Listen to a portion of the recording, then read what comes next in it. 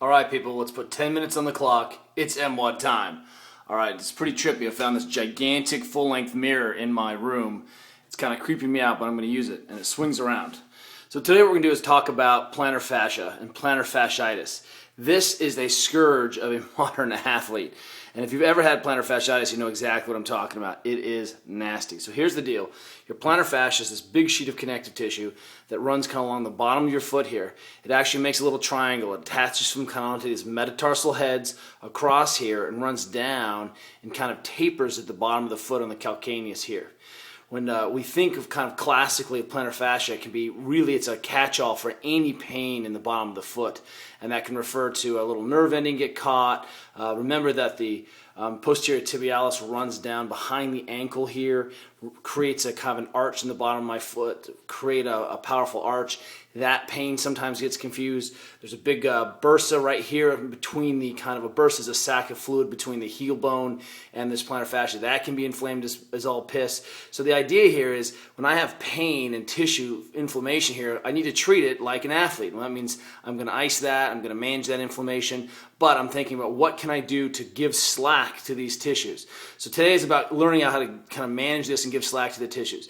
The obvious first one, and most kind of overlooked, is you got to get into the bottom of the tissues. So especially before you hit the first step in the morning, but I'm here on my rad roller. Someone asked the question on the comments.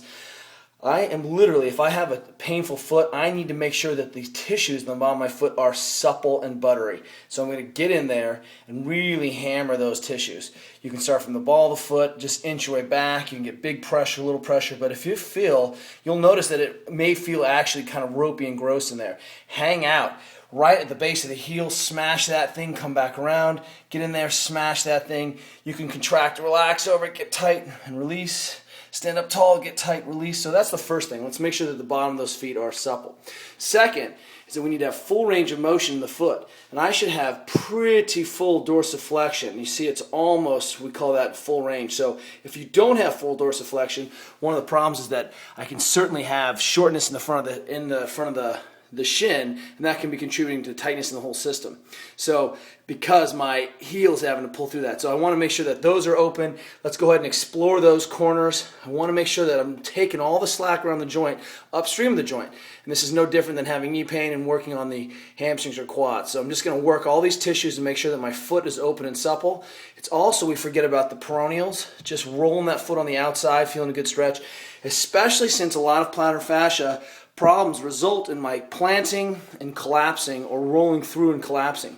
There's this thing called the Windlass effect. Basically, when you load your foot, that toe comes up and creates a super arched tight position here.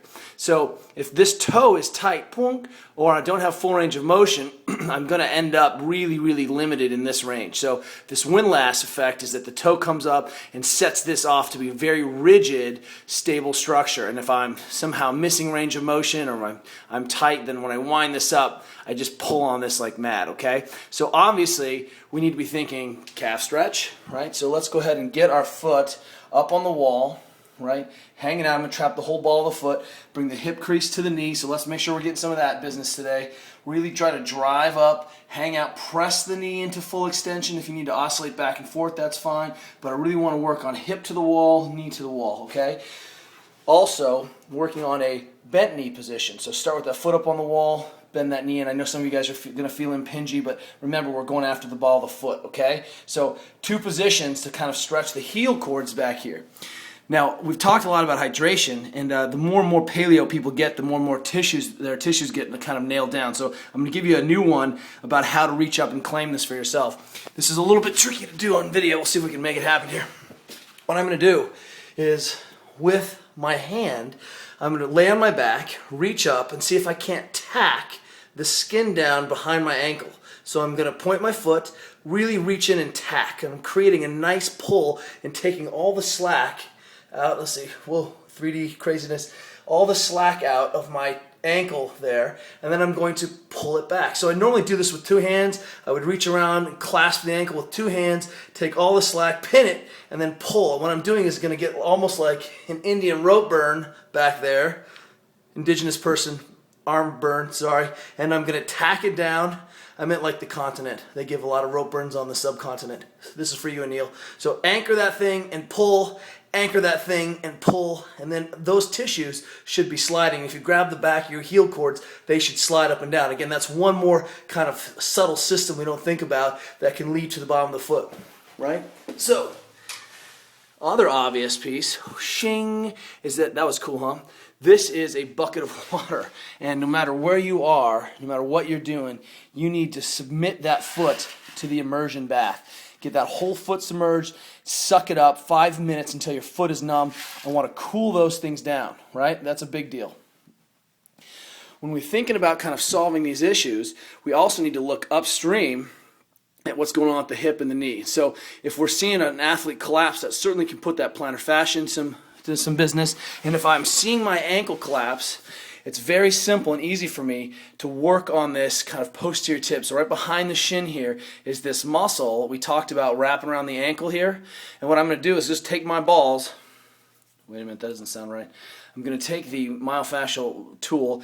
I'm going to drive in behind that shin bone and just reef on that. We've talked about doing this with your elbow before. That's fine. Let's get that ball in there. What we're trying to do is create space in the tissues that may be limited, that may be affecting my mechanics, and that's certainly that foot, that muscle coming around the bottom and giving an arch can be a problem, especially in those athletes who are doing a lot of running. So get the ball in there, crank on that bit here. Let's really open that stuff up, and you're going to find some really, really tender spots. You can get in there and roll back and forth, and let's go ahead and explore that too. And what you're seeing, what we're doing is systematically kind of taking up all of the slack around the injured tissues. Finally, make sure that when you stand up first thing in the morning, when the stabbing pains, before you put that foot down, let's make sure you're really reefing on those tissues, either with your hand to just create that sliding surface so none of that foot is adhered down, right?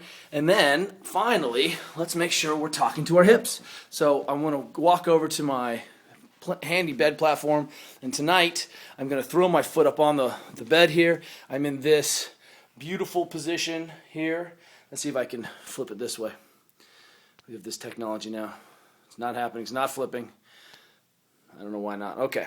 So basically I'm in the pigeon pose position. Foot is on the bed. And then I'm going to go ahead and lean forward the best that I can. I can't remember the orientation of the phone now. We may be screwed. All right. So if we're disoriented and sideways, I apologize. This is what we're after tonight, working about the foot. And I want you to go ahead and collect one of the pieces up top that you're missing too. All right? We'll see you guys tomorrow.